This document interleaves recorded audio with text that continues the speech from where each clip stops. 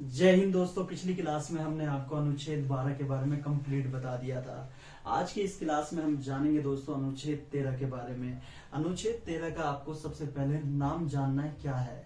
अनुच्छेद 13 की बात करें तो इसका नाम है मौलिक अधिकारों से असंगत विधियां। क्या नाम है दोस्तों? अनुच्छेद 13 का नाम है मौलिक अधिकारों से असंगत विधियां। लेकिन अनुच्छेद 13 का भाव कुछ और कहता है। नाम तो हमें पता है कि मौलिक अधिकारों से असंगत विधियों की बात कर रहा है, लेकिन इसका भाव की बात करें अनुच्छेद 13 का भाव क्या कहता है कि मौलिक अधिकारों को यथास्थिति बनाए रखने के लिए, जिस स्थिति में उस स्थिति में बनाए रखने के लिए, मौलिक अधिकारों को यथास्थिति में बनाए रखने के लिए इस अनुच्छेद यानी कि अनुच्छेद 13 को महत्वपूर्ण माना जाता है। तो याद रखिएगा दोस्त, अनुच्छेद 13 का भाव क्या कहता है कि मौलिक अधिकारों को यथास्थिति बनाए रखने के लिए अनुच्छेद 13 को महत्वपूर्ण माना जाता है। ये इसका भाव है, ठीक है। लेकिन अनुच्छेद 13 का नाम क्या है? मौलिक अधिकारों से असंगत विधियां। तो ये समझ आ गया होगा दोस्त। अब बात करते हैं अनुच्छेद 13 का फर्स्ट क्या कहता है दोस्तों। तो बात करें तो स्वतंत्रता पूर्व से परिवर्तित, क्या बोला? स्वतंत्रता पूर्व से परिवर्तित ऐसी विधियां जो आज्ञा, आदेश, परंपरा अथवा विधि के रूप में स्वतंत्रता के बाद भी लागू है। विधि मतलब कानून के रूप में स्वतंत्रता के बाद भी लागू है। यदि ऐसी विधियों का मौलिक अधिकारों से असंगतता यानी कि विरोध होता है तो ऐसी विधियों को क्या मान लिया जाएगा? शून्य मान लिया जाएगा, शून्य हो जाएगी। कैसे? देखो दोस्त, आपको पता होगा कि हिंदू धर्म में एक परंपरा चलती आ रही थी 1829 से पहले, जिसमें राजा राम मोहन रॉय या राय की बात करें जिन्हें कहा जाता है, उन्होंने भी क्या है कि अपनी भाभी को जिंदा जलते हुए देखा था जब उनके भाई का देहांत हो गया था। तो एक परंपरा चलती आ रही थी हिंदुस्तान के अंदर कि पति के गुजर जाने के बाद उसकी पत्नी को भी उसके साथ जिंदा जला दिया जाता था। तो कहीं ना कहीं देखा जाए इस परंपरा का आजादी के बाद तो विरोध होना ही था, होता ही बहुत ज्यादा।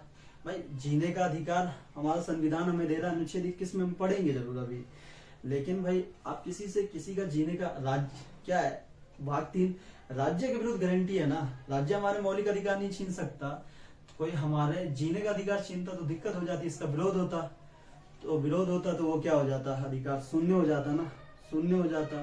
तभी तो 4 दिसंबर 1829 को लॉर्ड विलियम बेंटिंक के द्वारा सती प्रथा को खत्म कर दी गई। तो यहाँ पे इस अनुच्छेद में साफ कहा गया है, क्या कहा गया है? स्वतंत्रता पूर्व से परिवर्तित ऐसी विधियां जो आज्ञा है, जो आपके आदेश है, जो परंपरा चली आ रही है अथवा विधि के रूप में यानी कि कानून के रूप में क्या है, स्वतंत्रता के बाद भी लागू है। यदि ऐसी विधियों का मौलिक अधिकारों से असंगतता यानी विरोध होता है तो ऐसी विधियों को शून्य मान लिया जाएगा। अब परंपरा है, अब परंपरा से देखा जाए किसी के अधिकार कम हो रहे हैं, अधिकार छीने जा रहे हैं, ठीक है, उसके अधिकार में कमी आ रही है तो उसको हम शून्य कर देंगे। ये आर्टिकल 13 का फर्स्ट कहता है, ये ध्यान रखिएगा दोस्तों। जैसे वहां पे 53 तलाक में था, ठीक है। तो 13 के 2 की बात करें, यहाँ पे साफ कहा गया है संसद ऐसा कोई कानून नहीं बनाएगा जिससे क्या है कि आपके मौलिक अधिकारों को कम करता हो, ठीक है। क्या लिखा है? संसद ऐसा कोई कानून नहीं बनाएगा जो मौलिक अधिकारों को कम करता हो अर्थात लघुकरण, न्यूनीकरण और अल्पीकरण करता हो। तो 13 के 2 में क्या लिखा है? संसद ऐसा कोई कानून नहीं बनाएगा जो मौलिक अधिकारों को कम करता हो अर्थात लघुकरण, न्यूनीकरण और अल्पीकरण करता हो। अनुच्छेद 13 के 3 में बताए विधियों के प्रकार बताए गए कि 2 विधियां हैं, मतलब अगर संशोधन करना हो, ठीक है, तो भाई पहला सामान्य विधि जिसे भाई सामान्य कानून भी बोला जाता है, विधि को कानून। दूसरा है आपका संवैधानिक विधि, ठीक है।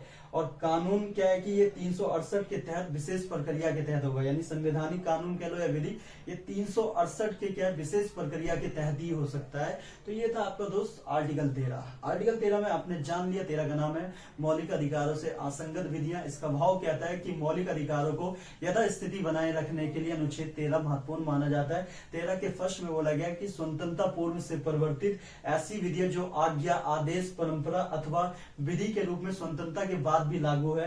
यदि ऐसी विधियों का क्या है मौलिक अधिकारों से असंगतता यानी विरोध होता है तो जो आपकी विधियां हैं सारी वो शून्य हो जाएगी, ठीक है। उसके बाद अनुच्छेद 13 का 2 कहता है संसद मौलिक अधिकारों मतलब संसद ऐसा कोई कानून नहीं बनाएगी जो मौलिक अधिकार को कम करता हो अर्थात लघुकरण, न्यूनीकरण, अल्पीकरण करता हो। 13 के 3 में विधियों के प्रकार की बात की है। लेकिन दोस्त हम सबसे पहले जानते हैं आपका संपत्ति के मूल अधिकार के बारे में, ठीक है। ये अभी शूट कर रहे थे तो क्या हुआ कैमरा इधर घूम गया था आपका फोन का, ठीक है। तो देखो दोस्त, जब हमारा ना संविधान लागू हुआ 26 जनवरी 1950 को, नवंबर 1949 में 26 नवंबर 1949 को बनकर तैयार हो गया। लागू होने के बाद हमने दुनिया भर के पत्रकारों को बुलाया, दुनिया के लोगों को कहा कि हमने अपने यहाँ पे क्या है कि लोगों को सबसे ज्यादा अधिकार दिए हैं, जो अमेरिका नहीं दे पाया वो हमने करके दिखाया है। अब हमने एक अधिकार दिया था आपका संपत्ति का अधिकार, ये हमारा क्या था, मौलिक अधिकार यानी मूल अधिकार था, भाई संपत्ति का अधिकार। हमने दुनिया भर में गा दिया कि हमने भाई संपत्ति का अधिकार दिया है। अब भाई हमने क्या है कि पंचवर्षीय योजना को अपनाया, 5 ईयर प्लानिंग को अपनाया। पहली 5 ईयर प्लानिंग के तहत हमने क्या पहली पंचवर्षीय योजना पर कार्य करना शुरू कर दिया 51 से 56, जो कि एग्रीकल्चर को लेके था, खेती को बढ़ावा देने के लिए था, ठीक है। अब भाई एग्रीकल्चर की बात करें तो भाई नहरों का निर्माण करना पड़ेगा भाई सिंचाई के लिए, सड़कों का निर्माण करना पड़ेगा ट्रांसपोर्ट के लिए, उसके बाद बिजली बनाना पड़ेगा, बिजली के खंभे लगाने पड़ेंगे, ठीक है। अब किसी के खेत से अगर नहर बनाने की बात आती थी तो लोग चले जाते थे भाई, कि लोग कहते थे भाई यहाँ से ना बना, उधर से बना लो, ना उधर से बना लो, ना उधर से बना लो। तो भाई अब सरकार परेशान। अब सरकार क्या है कि भाई इनसे इनकी संपत्ति नहीं छीन सकती, संपत्ति छीनेगी तो लोग कहाँ पहुंच जाएंगे, आपका सुप्रीम कोर्ट अनुच्छेद 32 के तहत, हाई कोर्ट 226 के तहत पहुंच जाएंगे, क्योंकि ये इनका फंडामेंटल राइट है। और भाग 3 में साफ कहा गया है कि ये राज्य के विरुद्ध गारंटी है, व्यक्ति के विरुद्ध नहीं है। अब ये बड़ा परेशानी वाली बात आ गई भाई, आई जाएगी। हमने गा दिया, पूरी दुनिया में राग गा दिया कि हमने भाई अपने लोगों को सबसे ज्यादा अधिकार दिए हैं, गा दिया भाई। अब भाई संपत्ति के अधिकार को हम खत्म करते तो हमारी क्या थूथू हो जाती, पूरी दुनिया में थूथू हो जाती। तो इसी के चक्कर में क्या हुआ कि 1951 में एक बंदा आता है शंकरी प्रसाद वाद यानी केस आता है 1951 में, और सबसे पहले वो पूछते हैं कि बताइए सुप्रीम कोर्ट न्यायपालिका, बताइए क्या मौलिक अधिकारों में परिवर्तन संशोधन किया जा सकता है, क्या मौलिक अधिकारों में परिवर्तन संशोधन किया जा सकता है, न्यायपालिका बताइए आप, क्या मौलिक अधिकारों को कम किया जा सकता है।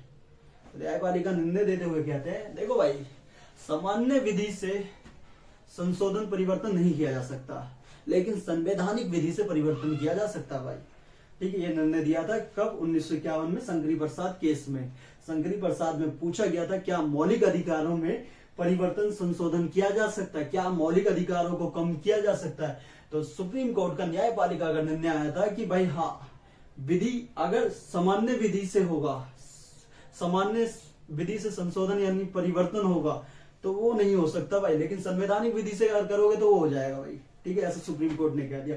उसके बाद सज्जन सिंह वाद आया, ये 1965 में आया, वो 51 में आया था। इसमें सेम लाइन पूछ ली क्या मौलिक अधिकारों को कम किया जा सकता है, तो सुप्रीम कोर्ट ने बोला जो हमने भाई आपका शंकरी प्रसाद बाद में कहा था वो बातों को हम बरकरार रख रहे हैं, वही बात देख लो जाके, जो बात हमने कही थी वही बात आज भी कह रहे हैं, ठीक है भाई। फिर गोलकनाथ वाद आया 1967, इसमें संवैधानिक किसे कहते हैं इन्होंने पूछा।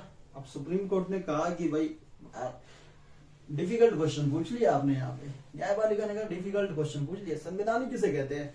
गोलकनाथ केस 1967 गोलकनाथ वाद, ठीक है, 1967 पूछ लिया कि संवैधानिक किसे कहते हैं। सुप्रीम कोर्ट न्यायपालिका ने कहा क्वेश्चन तो भाई करारा पूछा, अच्छा पूछा है। तो उन्होंने बोला संविधान द्वारा प्रावधानित, ठीक है, स्थापित व्यवस्था संवैधानिक है, यानी कि जो संविधान में वो सब क्या है कि आपका संवैधानिक है, ऐसा सुप्रीम कोर्ट ने कह दिया। वहां पे जजमेंट दी थी 1951 में कि भाई सामान्य विधि से संशोधन परिवर्तन नहीं होगा, किंतु संवैधानिक विधि से परिवर्तन किया जा सकता है मौलिक अधिकार में। लेकिन 1967 में सुप्रीम कोर्ट ने अपना निर्णय ले दिया, न्यायपालिका ने कह दिया कि भाई संसद मौलिक अधिकारों में संशोधन नहीं कर सकती, भाई संसद मौलिक अधिकारों में परिवर्तन यानी संशोधन नहीं कर सकती।